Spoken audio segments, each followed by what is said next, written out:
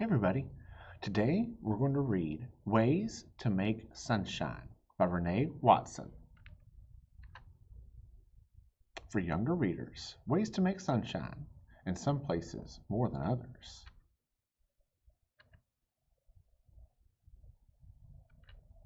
So here's the table of contents. In this video we're going to read chapters 1, chapter 2, and chapter 3. Chapter 1. The Girl Who Could Be King. I am a girl with a name that a lot of boys have. So when the substitute teacher takes roll and calls out, "Ryan," she looks surprised when I answer. I wish Miss Colby were here.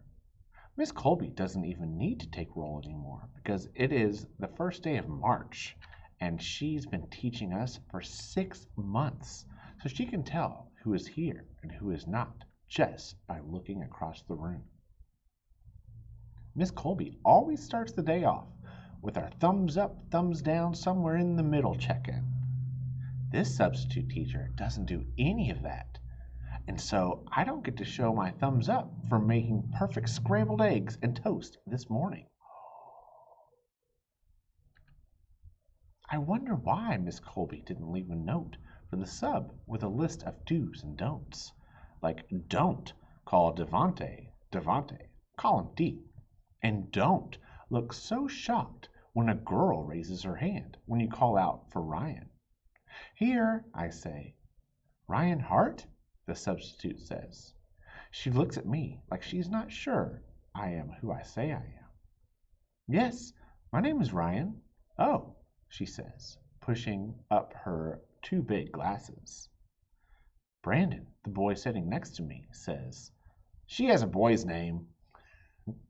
I roll my eyes at him because no one is talking to him, and he needs to mind his own business. I do not have a boy's name. I have my name. My name is Ryan, and Ryan means king. And that means I am a leader. Oh, okay, please settle down, the substitute teacher says, mostly to me and not to Brandon, who he thinks is a know-it-all. Okay, Ryan Hart is here, she says to herself. Then Brandon whispers, and she spells her last name wrong. He laughs at his corny joke. I do not. My name is Ryan Hart, and it's not heart like the muscle. It's heart, as in my last name. The substitute teacher walks over to her desk and says, I need you to keep your voice down. Well, I need Brandon to leave me alone. I roll my eyes at Brandon again. Extra roll this time.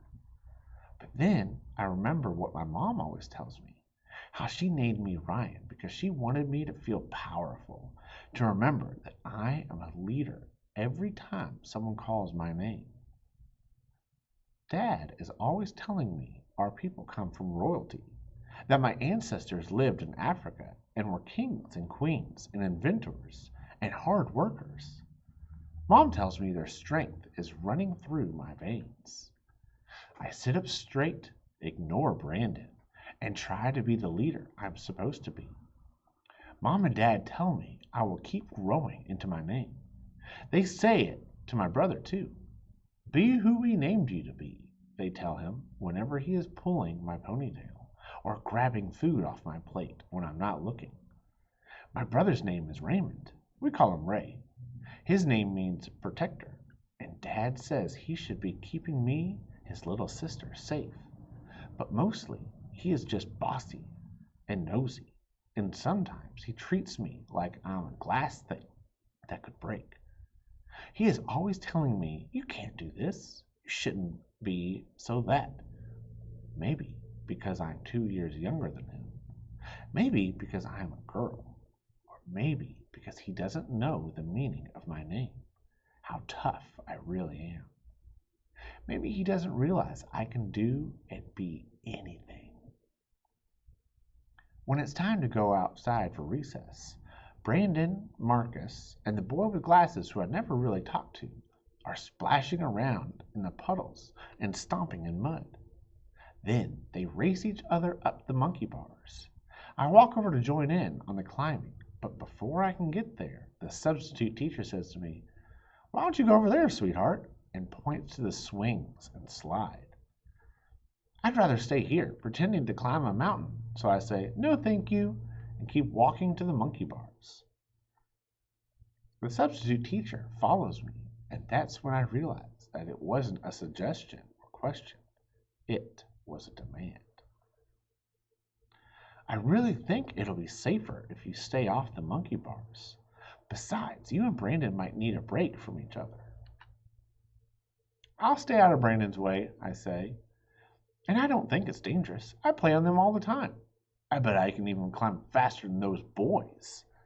Just then, Brandon shouts out, "You can't beat me!" and he jumps down, showing off.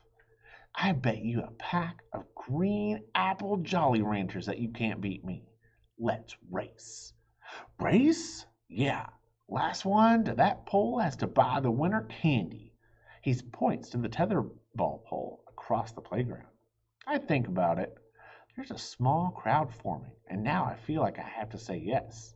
Like I have to prove the substitute teacher that I can play whatever I want with whoever I want. "Well, I don't like Jolly Ranchers," I tell Brandon. "When I win, you have to buy me a Twix." I look over at Kiki, one of my best friends. She smiles and gives us our countdown. "On your mark, get set, go." I hear our friends all cheering, but mostly I hear the sound of my breath huffing and puffing, in and out, in and out. My feet slap the pavement, and I run as fast as I can. Brandon is beating me, but not by much. I move my arms through the air, forcing myself to go faster. I catch up, and just like I knew I could, I start running faster than Bear. By a lot. I am winning. I am winning. The pole is close, and if I stretch my arm out far enough, I'll reach it. I run a few more steps, and then when I go to put my right foot down, something happens. Oh no, my right foot doesn't touch the pavement the way a running foot usually touches the pavement. Instead, it stumbles and hiccups its way to the cold ground. I have fallen. Blood is trickling out of my knee, and there's a stinging and pounding feeling all through my leg. Instead of stopping the race and seeing if I'm okay, Brandon runs right past me, tags the pole, and says, "Yes, beat you. You owe me a pack of Jolly Ranchers." "No fair," Kiki yells. "She was at the pole first. It's not her fault her shoe was untied." I didn't even realize that's what happened. My shoe is untied? I tripped over my shoelace? "Don't be a sore loser," Brandon says. He's right, I tell Kiki. I never touched the pole. Dad picks us up from school, and the first thing he asks me is, "What happened to your jeans?" He looks at the hole, then back at me. It's a long story, I tell him. He doesn't press me, but I'm sure Mom will.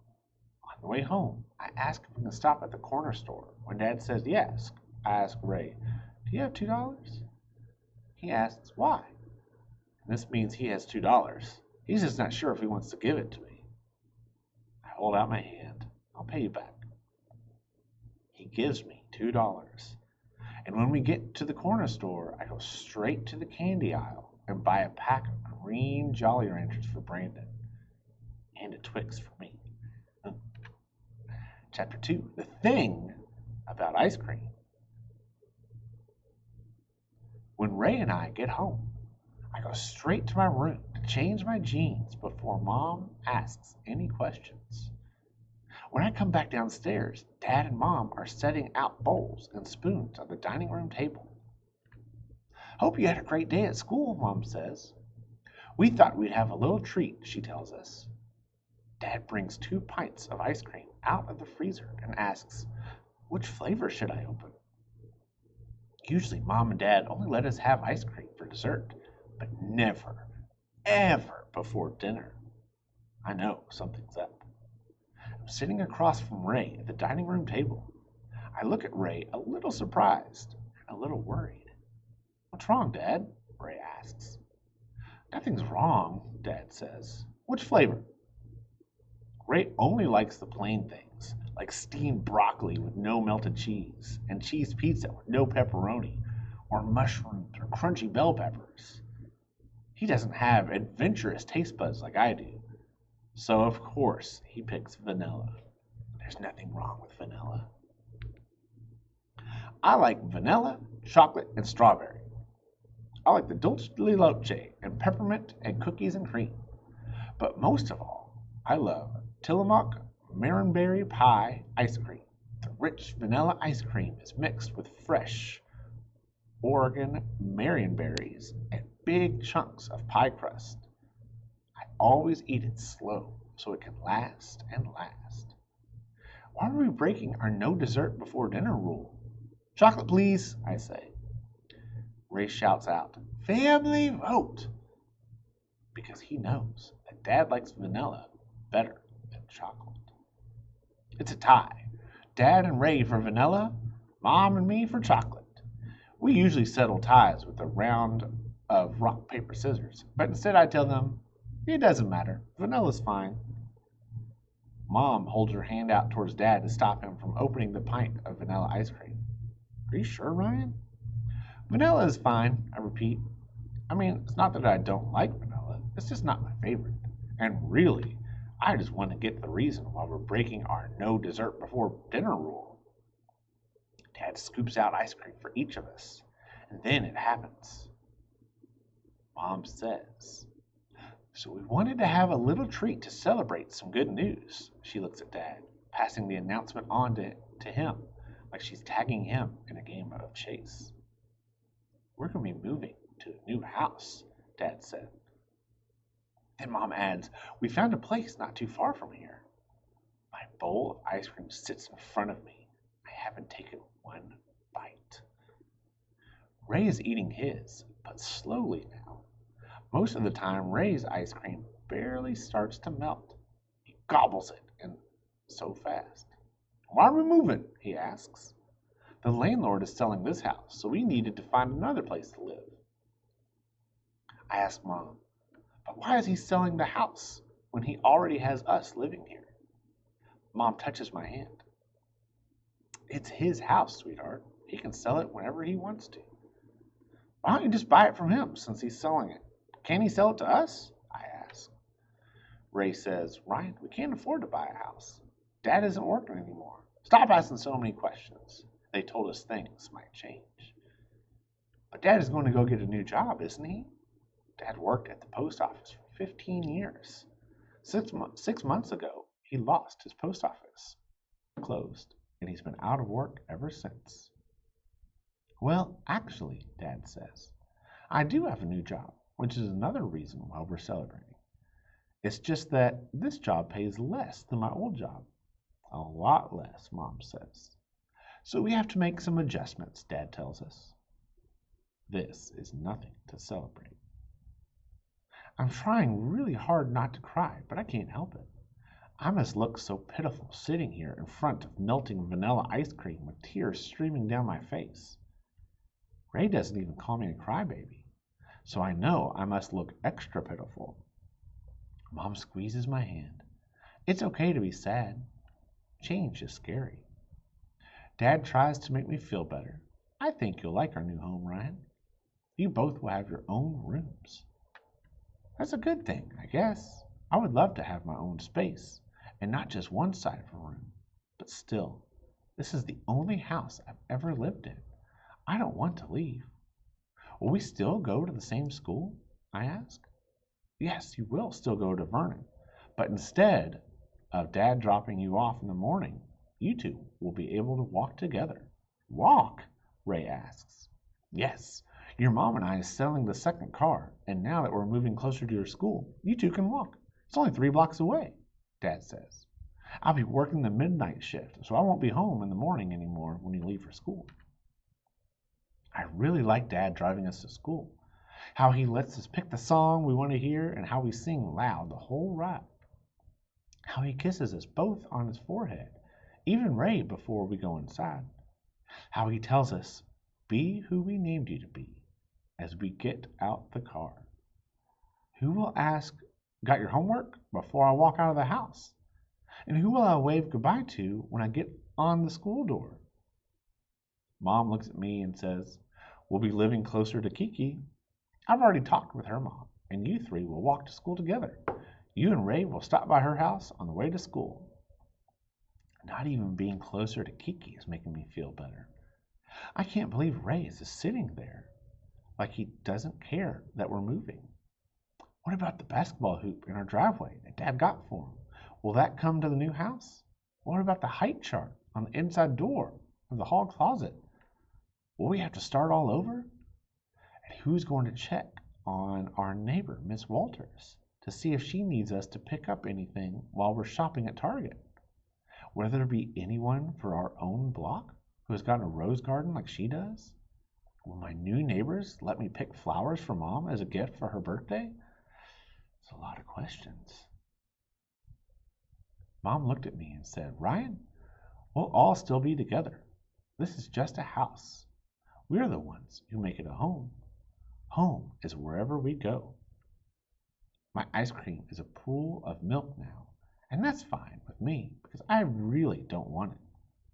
Why would Mom and Dad ruin my favorite dessert? Don't they know that ice cream is supposed to be enjoyed on a hot summer day with the smell of sea salt, water in the air, when the sun sits on top of the ocean waiting to be swallowed by the waves? Here's the thing about ice cream. No matter how sweet it is, no matter if it's given to you or even when you aren't supposed to have it, no matter if you're told you can come back for seconds, it doesn't take away the sadness. All right, this will be the last chapter that we read today, okay? Chapter 3, Saying Goodbye. We're going on one last ride in Dad's Toyota. Later this evening, someone will come pick up the car and drive it away. So even though we don't really need to go anywhere, the four of us have piled into the car. Dad is driving. Mom is in the passenger seat acting as DJ, skipping all the songs Ray and I actually like. Ray is behind Dad. I'm behind Mom. Where are we going? Ray asks. Just a Sunday drive, Dad says. We ride along the Columbia River, and I start the car games that we always play on family road trips. I point to a cluster of clouds. That looks like a person running. See the two legs? And that looks like a smiley face, Ray says. We go on finding cloud pictures, and then we start counting trees. But there are so many. We both get tired of that, and so we decide to play my favorite game. Whenever we see a license plate that is not an Oregon plate, we tag each other. If I get tagged the most, I'll have to do a chore that Ray gets to pick. So I try really hard to do most of the tagging. California, I yell, and right after, Washington. Not so loud, Mom says. Then Ray tags me hard. Arizona, there's one from Arizona. Okay, tag, not hit, I remind him. We both call out another Washington plate at the same time. I saw it first, Ray says. Did not. Yes, I did. It was a tie. No, I saw it first, and I tagged you first. Dad looks at us through the rearview mirror. If you're going to bicker, you'll have to stop playing. I whisper, you did not, and I tag him again, hard. Ryan Hart, Dad yells. He was still looking at us, and I didn't notice. I can't even deny hitting Ray. He was being all dramatic like I punched him or something. Dad pulls off into a parking space, and we all get out of the car. Ray runs around the car and yanks my hair. That's for hitting me. I push him. That's for saying you saw Washington first. Ryan and Ray, enough, Mom says. I don't know why she called my name first. Ray started it. We stand looking out at the river. Mom pulls out the binoculars from her tote bag. Ryan, I see your loons and grebes. She calls them mine because diving birds are my favorite to watch. She handed me the binoculars. I see the birds resting in the water, their red necks glowing like fire flames. Ray snatched the binoculars from me. Look, a bald eagle, a bald eagle. Everyone is so fascinated with seeing the bald eagle. No one realizes Ray took the binoculars from me. Just pulled them right out of my hands. I'm about to say something when Ray passes the binoculars back to me and says, "Sorry, but this isn't so cool. Look." I look through the magnifying lenses and see that Ray is right. It is cool. Even though we've seen bald eagles before, it's always a magical thing to see them in the sky, dancing in the wind. I stand on one of the big rocks trying to get even closer to the clouds, and Ray holds me up. "Be careful," he says. "You might fall," even though I'm not wavering at all. On the way back home, Mom asks, "What do you want to listen to?" Ray says, "One song." I say another. "Rock, paper, scissors." I get paper. "Rock, paper, scissors." I get rock. "Rock, paper, scissors." I get rock. Even though I win, I choose the song Ray wants to listen to. I just wanted to be the one to decide. We ride home listening to one of our favorite songs, singing along, even though all the extra ad libs.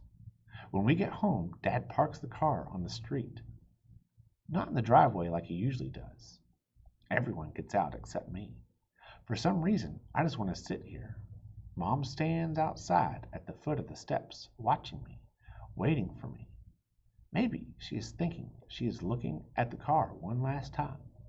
Maybe she is remembering all the road trips to Seaside Beach, or riding around and around the parking lot at the zoo, because no matter what time we go, there is never a place to park. Maybe she remembers the time she let us eat our McDonald's in the car, and we're never allowed to eat in the car, because everyone knows that cold French fries are the worst thing ever. It's true. Maybe she is thinking about how I'd store my books in the pocket of the back seat of the passenger side. How she'd always say, "Pull out a book," whenever I said I was bored, or we were stuck in traffic and I had to wait in a long while. Maybe she was thinking about all the times I fell asleep on the way home from the place that wore me out so much Dad had to carry me inside to tuck me in. I take a deep breath, taking the smell of vanilla, the scent Dad always gets for air freshener, candles, and incense. I get out of the car, close the door, and walk into the house with Mom. I know the car is not a person, but when we get to the door, I turn around anyway and wave goodbye. I'll read chapter 4 next time. Again, thank you all for reading with me. Be kind to yourself, be kind to others, be kind to animals. Keep reading.